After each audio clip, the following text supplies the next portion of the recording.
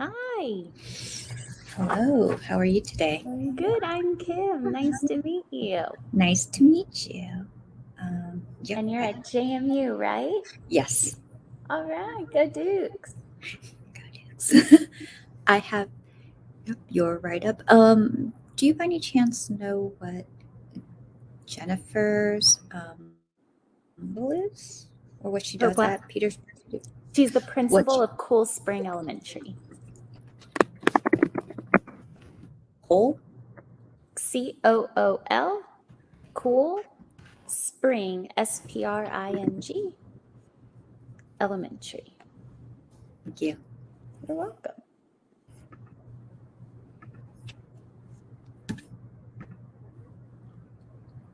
And she'll be sharing her screen.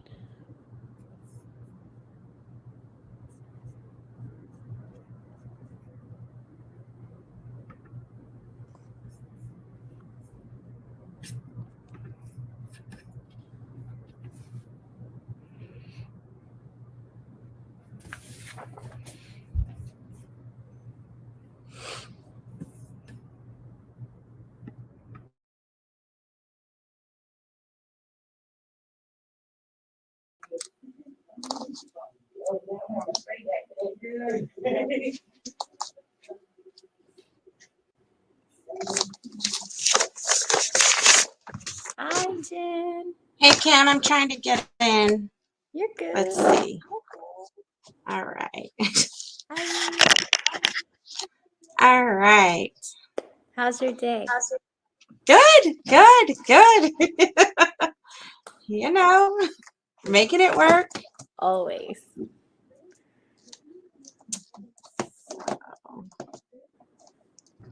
Thank you to everyone who is joining us. We will begin in 3 minutes.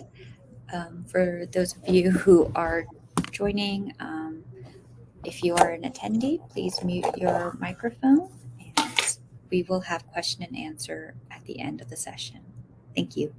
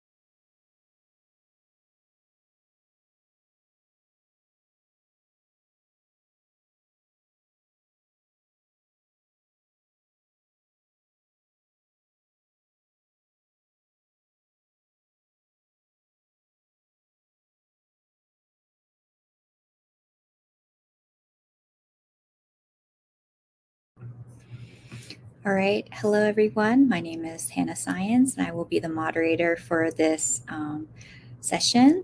Welcome. We're very excited to have you here. I will be introducing the sessions and the speakers. Each speaker will go for 20 minutes so that we have about 20 minutes at the end of the session for question and answers. So for those of you who have questions, please feel free to put it in the question and answer tab in the chat, and we can address them at the end. For speakers, I will give you a 5-minute warning when you have gone about 15 minutes, okay? All right, so we're going to start with Monica Grillo and Meredith Kier.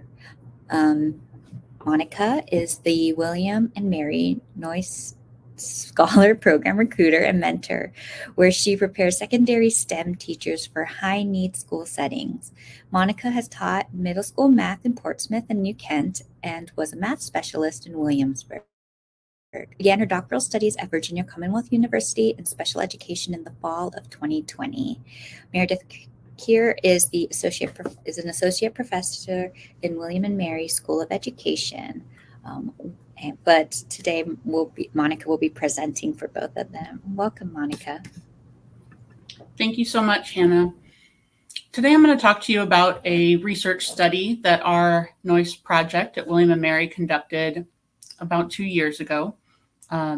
It is titled Identity and Contextual Factors Influencing Retention of Science and Math Teachers in High-Need Schools. So to situate the problem, we have this grand challenge, right, of the teacher shortage, and particularly STEM teachers in high-need settings. Our problem then, to take it down a level, is recruiting these teachers into William and Mary School of Education, and then developing and assisting them to become teacher leaders, mentors, cooperating teachers, and beyond. And then on a very small scale, just within our Noyce Scholars Program, we really wanted to know, for the alumni who stayed teaching in high-need schools after their requirement for the scholarship was done, why they did that, and what we could get from that rich data to further our program, to recruit more teachers, to get them to stay in the field.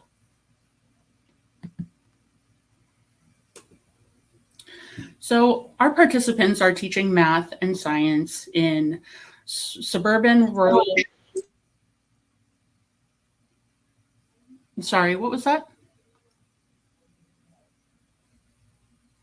I believe someone was unmuted. I will make sure that everyone is muted. Thank you. No worries. So our scholars teach in suburban, rural, and urban settings, some of which were the towns and cities they grew up in. And so we conducted 9 interviews over Zoom, recorded, and these scholars had been through our program, are now alumni, have surpassed their obligation to our scholarship program. So for every year of scholarship support they receive from the William and Mary Noyce Scholars Program, they're required to teach for 2 years in a high-needs setting. And so these are teachers who decided to stay after that, and these are their stories. We used a qualitative approach to descriptively code the interviews of our participants, and we performed a thematic analysis really to exemplify who our alumni are, why they came to the profession, what moments were pivotal to entering a high-needs school, and why they stayed in this context. This is a storyboard format, so from here on out, you're going to hear majority voices from our interviews, and then I'll talk a little bit more in between each. Early experiences constitutes the time from birth, in some cases for some of our scholars, up until they entered our program. And she's right. Like, I feel like it always been preparing to be a teacher. Like, everyone, plays like teacher when they're little, but even after that, I always, now that I'm like reflecting on it, I found that I often, even like going through school, even as early as like elementary school, remember just kind of watching like what teachers did, like with the more challenging students and how they interacted with them, and like what sort of things made the teachers that we all really liked really likable, and what things made the teachers that some were afraid of. And I kind of always remember not really being afraid of any of the teachers, but remembering like some of my peers were in elementary school. So I always remember kind of like thinking about, well, why is it that you're kind of afraid of that teacher? They really had high expectations. I think that's what it was, So, and then just going throughout school, I was always just kind of watching and sitting back and and seeing like how the class went and what sort of activities and personalities like that's with students and teachers. So that was just kind of a recent conversation that I had that kind of related to that question. But in high needs, because I originally grew up in a rural high needs area. And so I went to a very small school where we had a lot of teachers that quit in the middle of the year and, you know, moved on to bigger and better things. And like I grew up with my own challenges, and I just like, I care about that type of student. Like a student who doesn't necessarily have the easiest educational path, but still pushes through, that still makes it through, that still sees the value in education. And so like, I'm trying to help students realize that in themselves. And that's something that there's more of a growth in a high needs school than there is in a school that's a little bit more affluent, that students come from more affluent backgrounds. They might.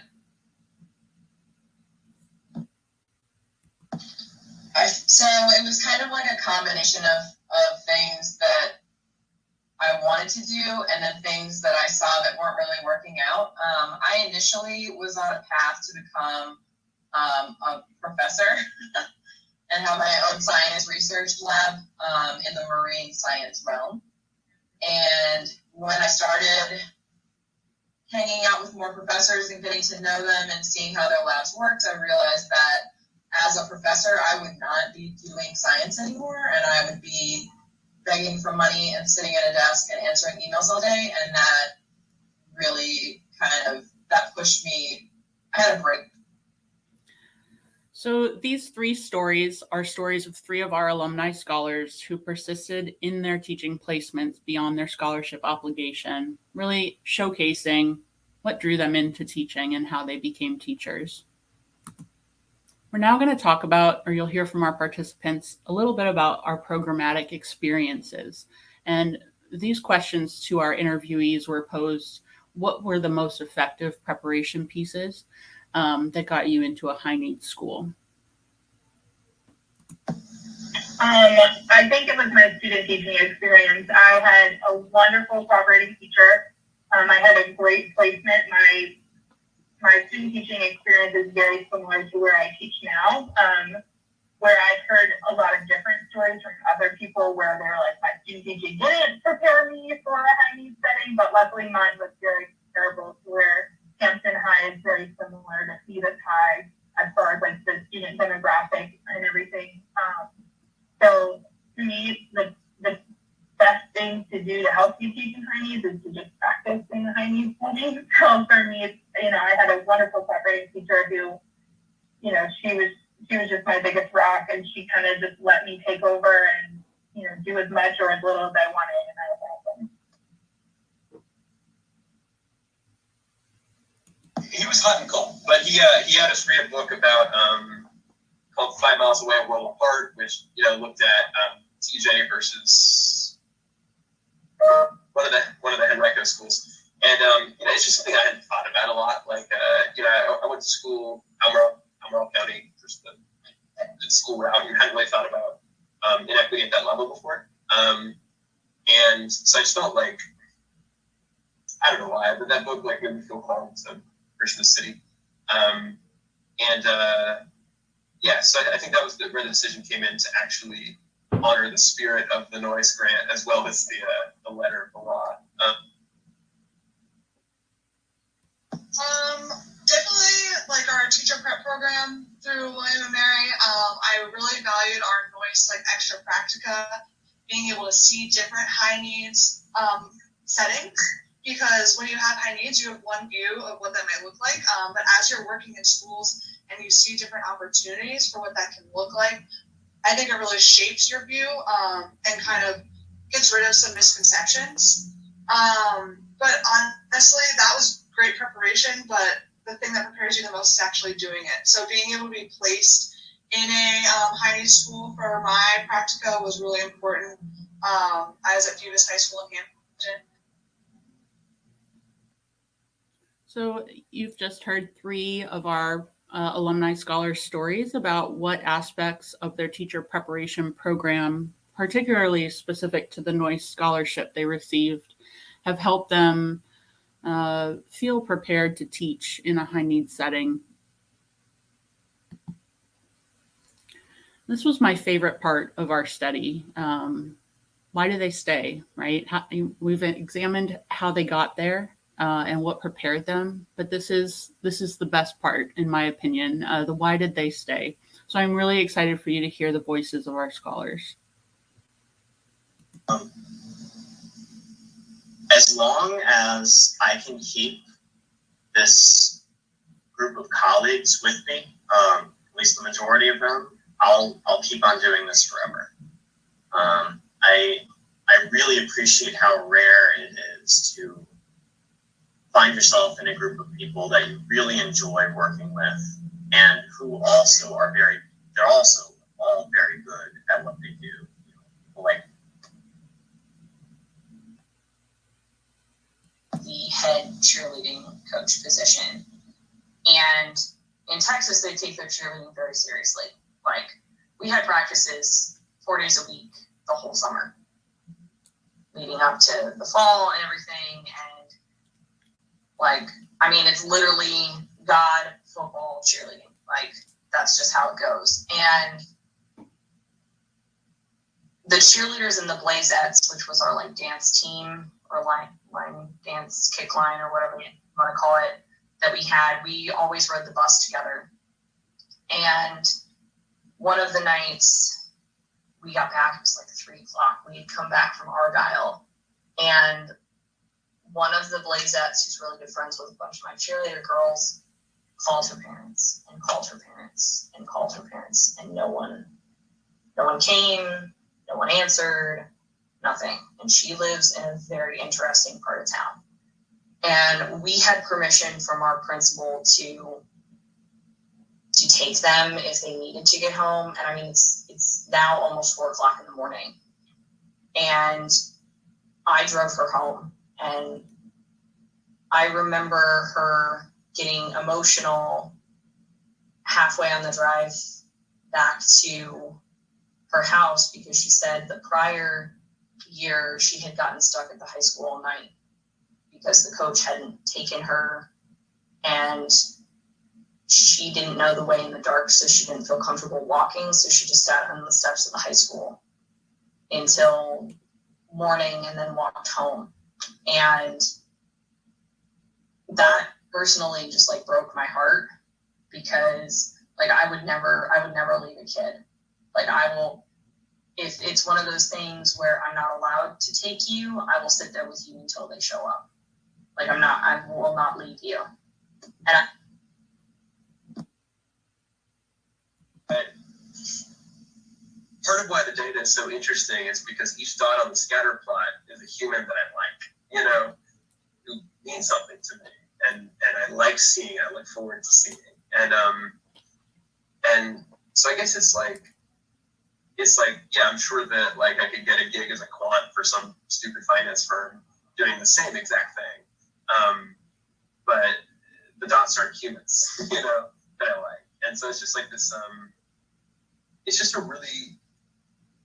it's like once you stop drowning, it's like, I can't think of a cooler job. Like, So I'm sure you can see why those are my favorite aspects of our research and our participant stories.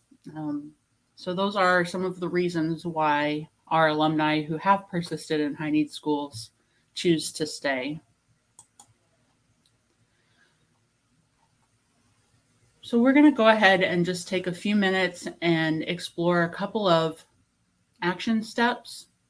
What can we do as educators, administrators, teacher educators to really foster, to recruit and retain teachers in high need settings in the STEM fields?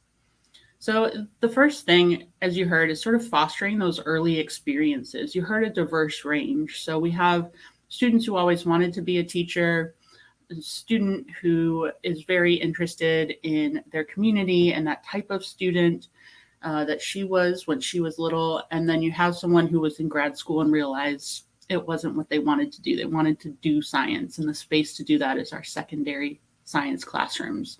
So some of the ways you can expose students to teaching during their high school or college years would be the exposure to students through tutoring programs, volunteering in communities that are experiencing poverty.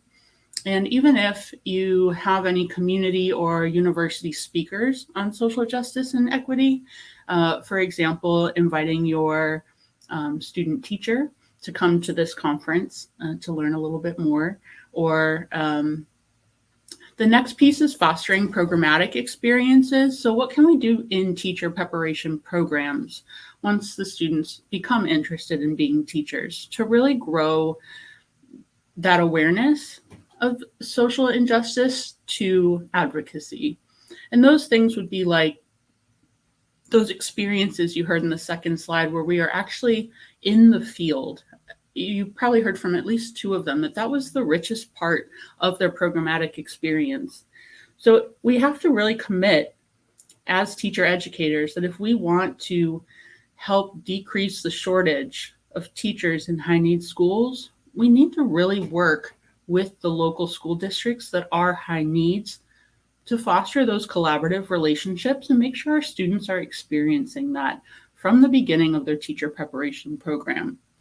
Also, you heard about a course text. And so I think it's very important that on the academic side of a teacher preparation program, that teacher candidates are getting to explore issues of equity and social justice through their course texts. And then retention, the big question, we have great teachers in the field. How do we get them to stay? You heard about community and family, that their colleagues are their best friends. You heard about students and the love that a teacher has for her students. And you heard about a teacher researcher who really likes making their practice, improving their practice on a regular basis, but likes looking at data through the lens of like each of these is a student I like. So I think this is where the community really can rally around the idea of success. How do we define success for our teachers, for our administrators? How do we validate the work they're doing through awards and private recognition, informal recognition at faculty meetings? And really, how do we take steps to build that community as family? So teachers and administrators alike really prioritizing and recognizing that does involve deprioritizing something else, but really prioritizing that community, that school is a family, and that above all else, they're there for each other as human beings. So that's a tricky one. There's a lot of pressure out there right now. But I think really trying to find the good in the people we work with and the students we're serving, and really forming those relationships that help us want to stay in the space that we're teaching in. Thank you so much for your time today. That's the presentation. Thank you so much, Monica. Remember, everyone, that question and answer will be at the end of the session. Okay, so it is my pleasure to introduce the next two speakers. We have Kim McKnight, who is the Director of VCU Center for Teacher Leadership and the Executive Director of RTR Teacher Residency, and Jennifer Kelly, who is a Principal of Cool Springs Elementary in Petersburg City Public Schools. Welcome. Great. Thank you so much. It is so nice to be with everybody this morning. You could have picked a lot of sessions, so thank you for choosing this one. As Hannah said, we are here to talk about the RTR Teacher Residency Program that has been taking place for the last 4 years in Petersburg City Public Schools. And as she said, my name is Kim McKnight, and I'm going to turn it over to Jen. I think you're on mute.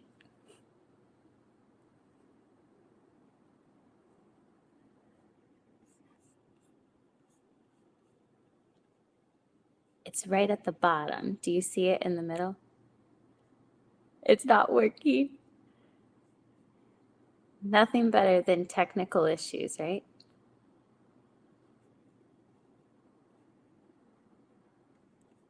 It's all good. We'll see if we can make it work. As educators, we start at plan A, go to plan L. Let me see if I can fiddle with it a little bit as well. Well, while you're trying to get that to work, I can start with just an overview of what we're going to talk about today is relationships, trust, and results. When we think about relationships and trust, you think kind of this more fluffy things, but in fact, it is critically important to the success of any partnership. And when we think about what we do in our program, we're going to talk about why those are the most important components of the work that really will then lead to results. And I see some awesome people in our session today from Petersburg and surrounding school divisions. So thank you for being here, from school board members to the superintendent to central office, as well as residents and instructors in our course. Oh, I think she's leaving and coming back. So because of time, I'm going to start to just jump in just so that we have enough time to get through everything, because I'm the first couple slides anyway. So what is RTR? So RTR was formerly known as Richmond Teacher Residency. It started in Richmond Public Schools about 11, now going on 12 years ago. And it was a partnership between Virginia Commonwealth University as well as Richmond Public Schools. What do we do in RTR? We're going to pay people to get a master's degree or a graduate certificate. We do elementary, secondary, special education, and we've just received funding to start an early childhood residency, and we're starting to work on a school leader residency. When we think about a residency, what does that mean? It's like a medical residency where you're going to be with someone for a full year. And for us as educators, they're going to be in a school from the first day of teacher work week until the last day of school. And so when we think about that piece of it, you're going to be with a mentor who is a teacher of record for that entire time. And so we talk about, and Jason Camrus, superintendent of Richmond, says that teaching is magical, but it's not magic. And that's where for normally student teaching, you don't come in until later in the school year when all of that magic has already been set up. For us, we want the students in our residency to learn how to set up the procedures and the routines from that first day of school. And then they're going to do what's called a gradual release of responsibility, which is where they start teaching on day one, and they're going to continue to teach for the remainder of the school year. And so from there, what we do is that we are doing courses. So while they're getting their degree paid for, all of the classes that they're taking, they're in the school 4 days a week while they're taking classes 1 day and then 2 nights. And all of their classes directly, all the work goes right into the classes that they're working in. And so if you're doing something in math in your math education course, all of the assignments are going to be done in the classroom with the students. And so for us, it's a direct research to practice. There's no gap between the two things because they're together. And I'm trying to see if Jen's going to come back on, but if she can't, I don't mind trying to. Hannah, is there any updates? So I can keep on chatting if that works. I do not see any updates. She should be able to just hop back in. Okay. But I have not received any messages from her yet. No worries. Is everybody doing okay? We're going to just keep on doing. So how did this get started? When we first started the expansion of RTR into Petersburg, there were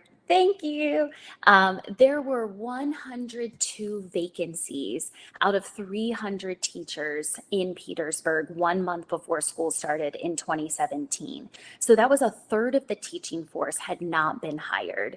And so when we first started it, we needed to start small.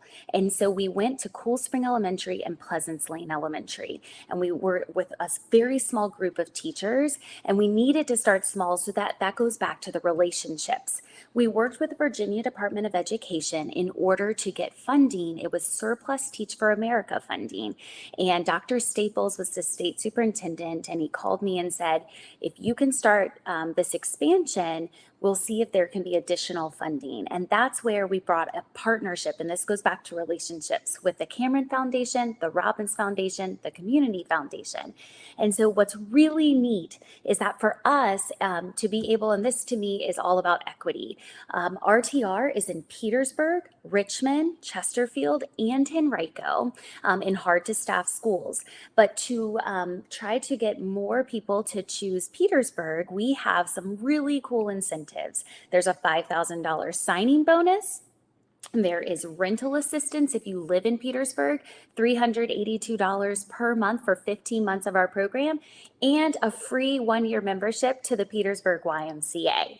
And so from there, once you are part of our program and you're getting paid to get your degree and you're in the school for a full year, you're then going to commit to that school for 3 additional years. And in those first 2 years, you're going to receive a career coach. This is someone from outside of your school that's going to support you.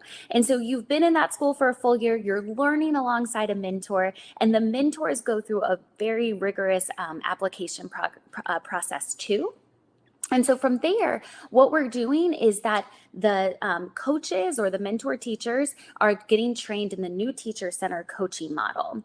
And then we have our coordinators working alongside Petersburg staff in order to have this partnership for the ongoing reflective practice. And so I have a saying that feedback is love. And so if you're willing to receive the feedback, whether you want to take it and do something with it, every single week, we're going to check in with our resident and our coach. We're very purposeful, goes back to relationships of trying to pair them together. And so we know teaching is so personal, and you're sharing your classroom with a person for a full year. So I often say it's like a professional marriage. You're going to be with that person more than you would be with a significant other. And so our coordinators are not only there for coaching and mentoring, they're also there to help with the relationship. And so we are constantly trying to work every single week about what's working, what are your challenges, what are you going to do to try to solve the challenges, and what is the resident going to do to try to solve the challenges. And so the coach is there to support. And from there, and I'm going through for the relationships, I can't emphasize enough the importance of the relationships at every level. It started at the Virginia Department of Education, and I still talk to Dr. Lane regularly about RTR. Then it goes right to our university, and I talk regularly with our dean, to the school divisions, and I talk regularly with Dr. Petrie Martin. And then we talk right to the school level, to the classroom level. And so it is constant communication about what is happening so that we collaboratively can think through what is happening, what is working, and what isn't. And so it's not about that the university or the school division, it is a partnership between the two. And so from there, one of the pieces about the relationships is that we call them clinical resident coaches. That's that mentor teacher and the resident. And so we do a matching party, we do personality tests and surveys to match them together. And then we'll have these regular meetings at the building level and the central office level.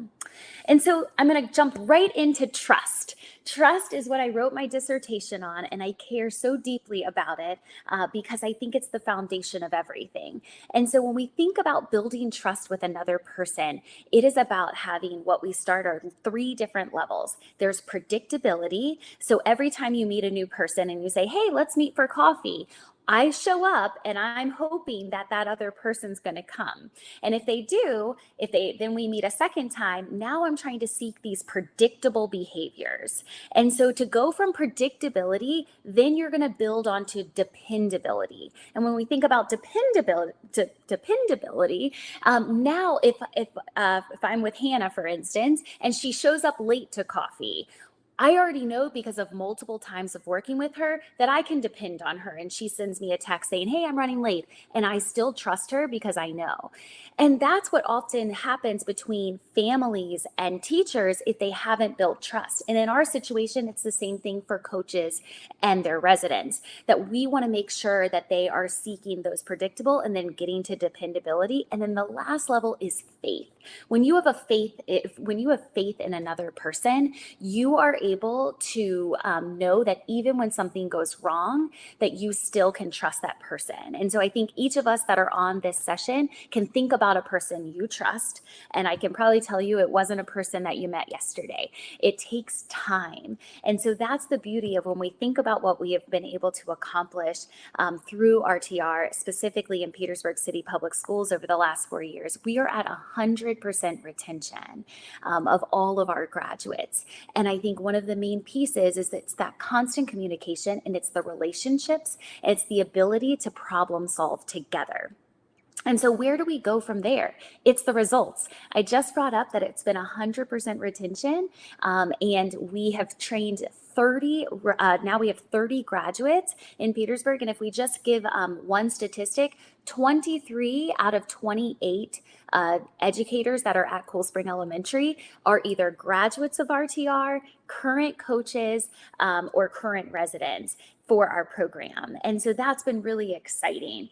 And so from there, what we try to do is that the most important piece when we think of this ongoing support to lead to the results is reflective practice. It isn't just about the relationship. It is about the work. And Petersburg and RTR have the same goal. We want to recruit, support, and retain high quality teachers.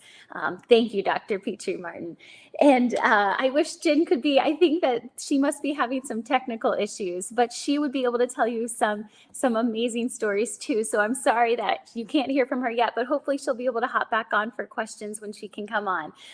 But the piece about the results is that this reflective practice is about teaching, and it's what's best for kids. And so everything that we do in our program, it's not just about the resident and the coach getting along, it's about results and achievement for students. And so I'll give a story of that really speaks to the relationships and the trust. In our first year, we had a challenge trying to come up with who would be a strong mentor teacher at Cool Spring. And so we ended up having to choose a new coach based on it wasn't leading to good results for students. And so that goes back to the relationships and the trust in the process. And we are still friends today with the coach that ended up, and what she was the one to be able to come up with this herself, because she said, you know what? I love teaching. I don't love sharing my classroom. And so we know that to be able to grow a teacher in your room takes a certain skill set. And so our model is here to try to help that through the relationships. And so from here, when we think about where we're going, it is a long-term investment between RTR and Petersburg. And so it isn't just that the residents benefit, it is our clinical resident coaches, those teachers of record, the mentor teachers. What I'm so proud of, and if Jen was on, she would be the one to get to tell you this, that the current teacher of the year in Petersburg is Courtney Austin. And last year's teacher of the year is Sheila Mosby, both of which were clinical resident coaches for RTR. And they have each trained at least 2, and for Courtney, 3 residents, 1 each year in their classroom, who have then gone on to have their own classroom. So think about the ripple effect of this. And if you're then committed for at least 3 years, all of the students that get to positively be impacted by this. And so it isn't just about these new teachers that benefit, it is the veteran teachers that get to benefit. And so the next slide would have been a shameless plug about our recruitment, because we are in the middle of recruitment. So if anybody knows anyone who would be interested in applying to RTR, where you would get your degree paid for and then commit to a school and a school division, and for us here with Petersburg, and I see people on the call from Richmond and Henrico and Chesterfield and all of our school division partners, this is a long-term investment, and we are committed to ensuring that the students in each of those school divisions get the best teachers. And so it's that, again, going back to the relationships and then to the results. And so from here, we started in 2018 with only 3 residents and 3 coaches. And then when we say where we are today, with 23 out of 28 at Cool Spring, you can see where that has been. We've had 3 different teachers go on to become instructional coaches that were mentors, and they saw the benefits of instructional coaching. And so one of the amazing results that happened was the teacher turnover rate. When we started in 2017, there was a 41% turnover rate. I'm going to say that again, 41% turnover rate when we first began RTR at Cool Spring. The second year of our program, it went down to 24% turnover.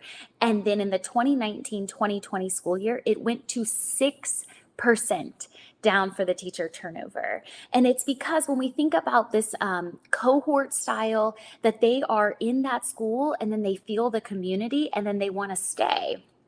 And then teacher attendance. We saw that in 2017, 2018, there was only a 76% teacher attendance rate at Cool Spring. Again, 76% teacher attendance rate. By the 2019-2020 school year, 96% teacher attendance rate. I'm going to put that into dollars because I think that's a critical piece to this. There's a positive financial impact to this. Substitute teachers, now this was last year, I don't know if the numbers have changed, they were making $75 a day. So when we think about that increase in attendance, at Cool Spring alone, they were able to save over $94,000 just by paying less substitute teachers. So if this holds over 6 years, that could be a savings of $420,000 just by having these residents and graduates that are committed to the school for the long term. And then the last is the impact on school culture. We know that it isn't just about the results of the students. It is also about the impact on the morale, the collaboration, the way that everyone in the school feels about the climate. And so it is a way that people feel connected. If they've gone through this really intense preparation model and the graduates of our program then lean down and they kind of reach behind them and tell the next group, you can do this. This is really hard, but it's worthwhile. And let me show you what it looks like on the other end of this really, really intense preparation. And so for us, when we think about where we go, we have these residents that are with a coach, and for some of them, they end up joining the team of their coach, or some have looped with the students, and so they hit the ground running with the students that they had in their residency year. And so, for instance, the whole fourth grade team at Cool Spring are graduates of RTR. And so they're very just intentional about reflective practice as a group to think about what is working and what are they going to do to try to make things better. And so I said at the beginning that it's feedback is love. We want everyone to feel seen, heard, and valued, and that's where the relationships at every level come into play.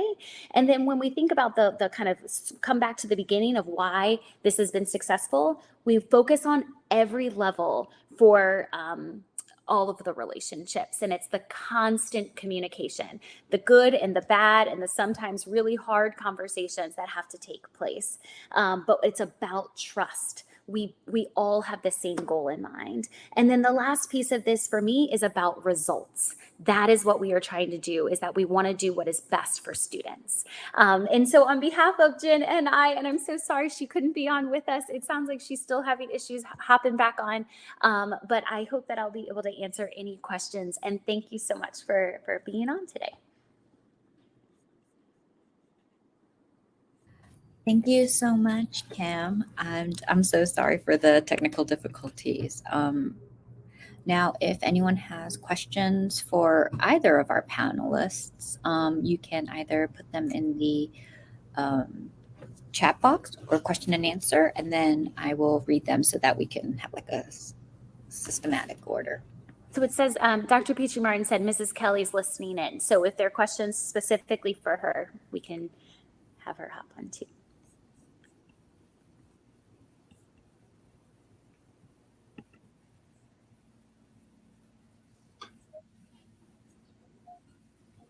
Oh, good. Dr. Petrie Martin, you can stand in for her. How's that? Good morning to everyone. And actually, Ms. Kelly is listening in, and through my system, she is able to respond to questions or make comments as well. Yes, good morning, everybody. I am Jennifer Kelly, the principal at Cool Spring, and I do apologize for the technology difficulties. But really, as Kim said, and this is a perfect example, it's really about building that trust and those relationships with the university and Petersburg City Public Schools, as well as our school. It has been an amazing partnership in which there is constant communication between all of us. And we've really seen the results within not only our students, but also our teachers. I currently have 21 out of 28 teachers have gone through the program, whether it's mentors and coaches or now teachers.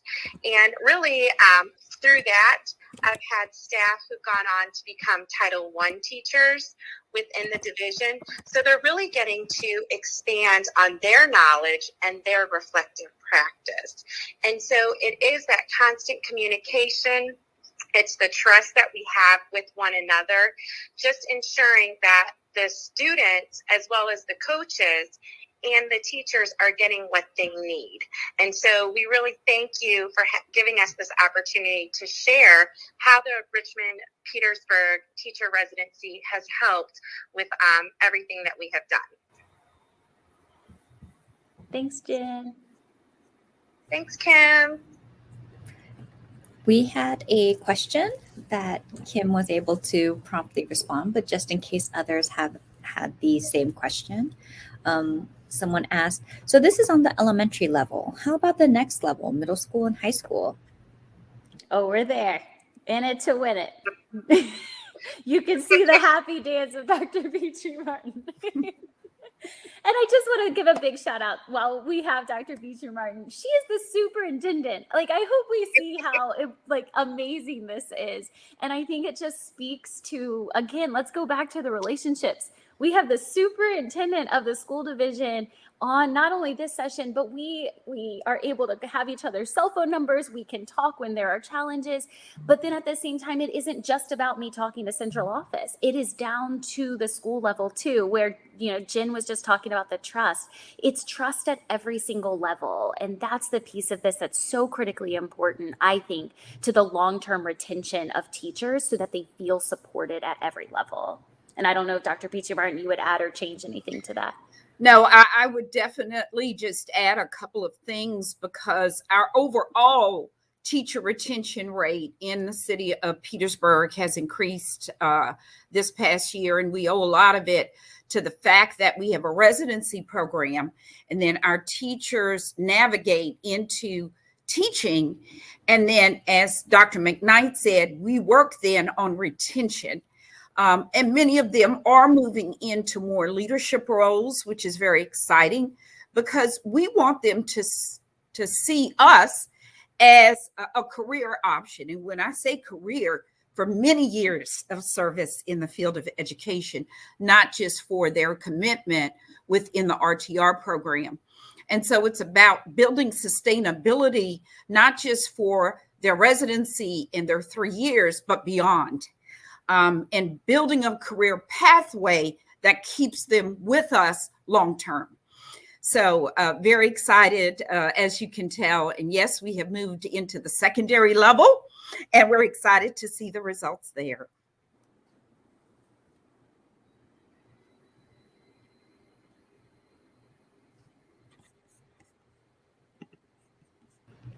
Any additional questions? Feel free to put it in the chat box or the Q&A tab in the chat.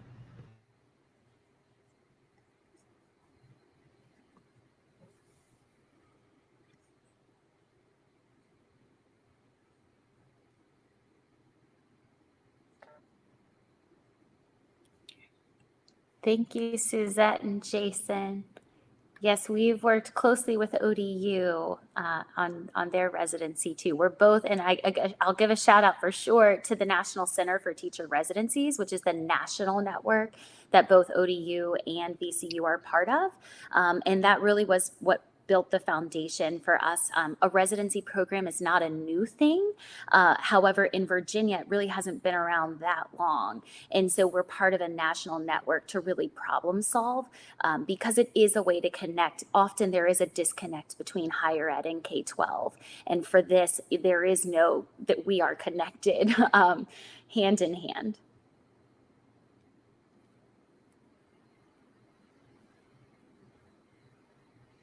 I know I always have trouble thinking of questions on the spot, but like always think about it afterwards and think, oh no, that's a question I should have had. Is there ways that the participants could maybe contact you if they have further questions? Yeah, so in my last session, Jesse had shared that you can click on our name under the People tab of the session, and you can either direct message us or schedule a meetup later. And I will drop my email in the chat as well for anyone who wants it.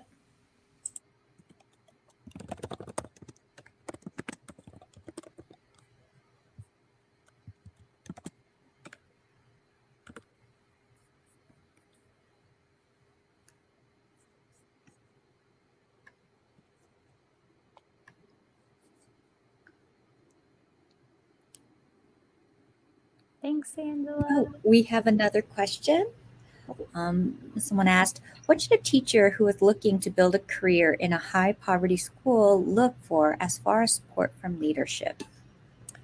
Yeah, it's a great question. I think that one of the biggest pieces, I think it goes back to, and Suzette, I appreciate your acknowledgement about the enthusiasm. It is very important to be in a place that you feel supported. And so for Bria, thank you. And we're very excited about your commitment to RTR too. And I think the biggest thing, first off, I will say from the position that I'm in, as director, sometimes things happen and I'm not aware of it. And so the number one thing is talk to people. Dr. Petrie Martin and I, for instance, like we are happy to problem solve, but we can't problem solve something that we're not aware of. And so again, feedback is love.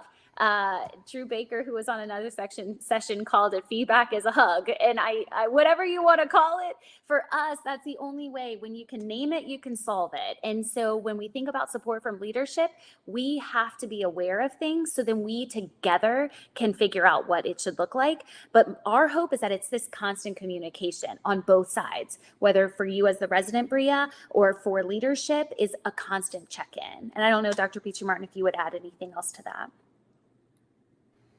I would definitely agree with that. If we don't know that something has occurred, it's very hard for us to address it. But as soon as we know that something has occurred, we jump on it immediately to begin problem solving, because that is truly what it's about. But at the same time, we have to also do check-ins, because just because things appear to be going well doesn't mean that everyone is comfortable. So we have to do check-ins to also pull for that information as well, and then problem solve that. But it's about the constant communication. It's so true. And doing something with it. It's one thing to receive the communication, but if you don't do anything with it, that's something else. Exactly. And also, Dr. Petrie Martin and Dr. McKnight, on the school level, it's so important that as the principal, if we hear that there are concerns, also having that constant communication with Dr. McKnight, but also for the fact that our residents are really part of our staff. And so just when I do my check-ins with my staff that are with me, I do one-on-one check-ins actually with the residents as well, so that they're already feeling that trust, and we're continuing to build that trust throughout that year of their residency. So when we start the following year as a teacher of record, we're ready to go. And so they know they can come to me if there are concerns or anything like that. And then I can go to Kim as well as Dr. Petrie Martin. And Jen, will you tell the story about Miss Walker? Yes, absolutely. So in my office, I have a list of all of my teachers.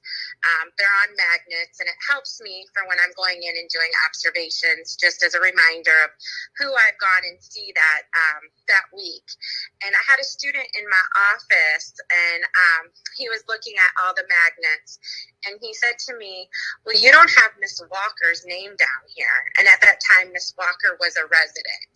And it really resonated with me because the student saw Miss Walker at the same level as his actual teacher, that they were one and the same. And so there was no difference in the student's eyes because of how the residents have really just come into the school and become one with us. And so I was like, oh, you're right. And so I had to go ahead and get that magnet. The student helped me put that magnet up. But that just shows how much really the residents become part of our staff, and the students see them as our staff as well. There's no difference between the teacher of record or the residents. Thanks, Jen. Bria, thank you so much for your question. I think from the other aspect of things, when you're interviewing, it would be really important to try to tease out whether or not the administration supports your autonomy as an individual, making sure that you're allowed to make instructional decisions with your expertise as a teacher. I think also what we found our alumni really need from their administrators, aside from autonomy, is fostering community through validation and a clear definition of success. So our teachers really benefit from recognition, whether it's public or private, formal or informal. It can be something as simple as a check-in and a compliment, or as formal as a Teacher of the Year nomination and award. But teachers really do benefit from that validation. And again, in that validation, it's very clear what the definition of success is to that administrator and in that school. And so I think what a teacher should look for is an administrator that defines success in more ways than just the academic and safety of their students. I think really finding an administrator that values those relationships and the community being able to be built in a school building and then in the larger district would be very, very important for a teacher to look for who's trying to build that career. Great question. All right, and we have two more questions, and then I believe we might be out of time, but first, Kristen Bunn says, in the school I'm located in Richmond, there is a serious shortage of teachers, and some teachers continue to quit. I'm assuming this is COVID related. Is one of the goals for RTR to support school systems that are struggling in this way? Yes. And in fact, we are in constant conversations. In fact, yesterday I was with school division partners, and the day before trying to think about that challenge. And really for us, one of the biggest pieces is that, yes, it is a person that could cover a class, but the goal of our program is to ensure you get the preparation with a mentor for the full year. So it's critically important that we don't do the Band-Aid approach, which is we need a body in that classroom because someone didn't show up or there isn't, and all of a sudden the resident becomes a substitute. We really want to try to stay away from that model because the goal is to be in the school for the full year. Now that still poses the same problem, which is we still need subs, we still need people. So I mean, something that I'm thinking about, even though pretty busy, but I want a sub, for instance, and I'm asking, what would it look like for universities to start? We've sent faculty into sub or community members. I mean, we're in a crisis right now, and so outside of trying to get more people, I'm not sure what else we can do right now. But yes, the goal is for us to try to support them. It's trying to figure out why. So Kirsten, if you have some suggestions, please let us know.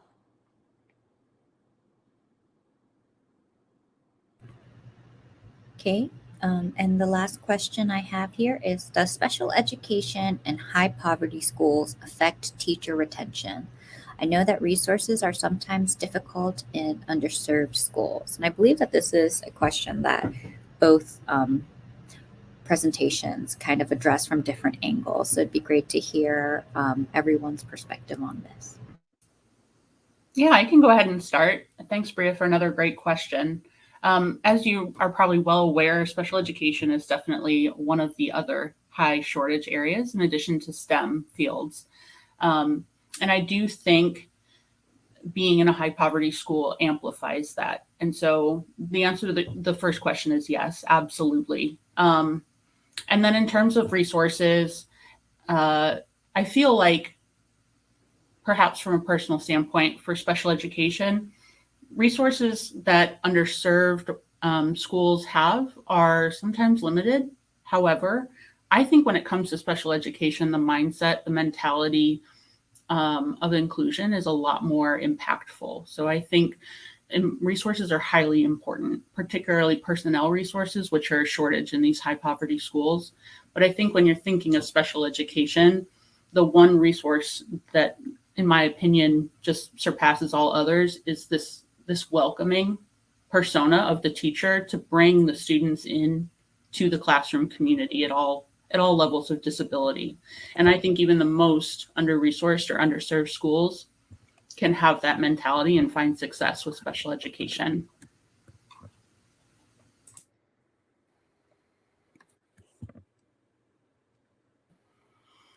I would like to certainly respond to that question as well.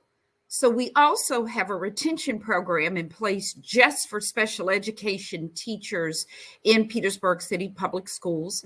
We have a partnership with the Virginia Department of Education called Journey into Teaching. And due to that program, we have had a higher retention rate this past year for special ed teachers also. So I'm a firm believer that you have to have specialized programs also for the content area, because special education is a high demand job. I mean, of course, there is instructional responsibilities, but the documentation, compliance, and IEP portion of that job far exceeds a lot of other teacher responsibilities and duties. And so it is critically important that school divisions have programs that are very unique and specialized just for the special education teachers. You know, we are proud to say that here in Petersburg, this past December was the first December where we did not lose any of our special education teachers because of the level of support they were receiving through the Journey into Teaching program. So again, it's about recruitment, but it's also about retention. Our goal is to retain and not constantly recruit, in all honesty, but we are currently doing both. So I just would encourage all school divisions to do both, but put a lot of emphasis on retention as well. And if I can just give a shout out to Dr. DeArmond, who I see on the call too, or on this meeting, who is our special education coordinator for the curriculum and works with all of our school divisions. And so I think, again, it's what Dr. P.G. Martin and what in general, what we're talking about with the Petersburg piece. And I think we can always, again, try to make it better. And it's through feedback and constant support.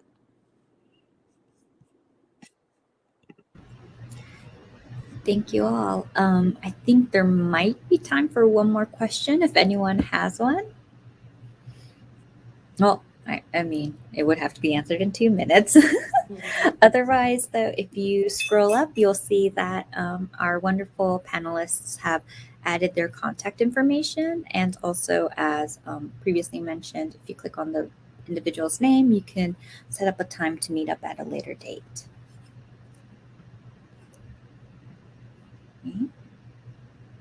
So last call. Okay. Well, thank you so much to everyone for attending. Thank you to our wonderful speakers for this wonderful presentation with so much great information. And have a great conference, everyone. Thank you, Hannah, for hosting. Great work. Yes, thank you.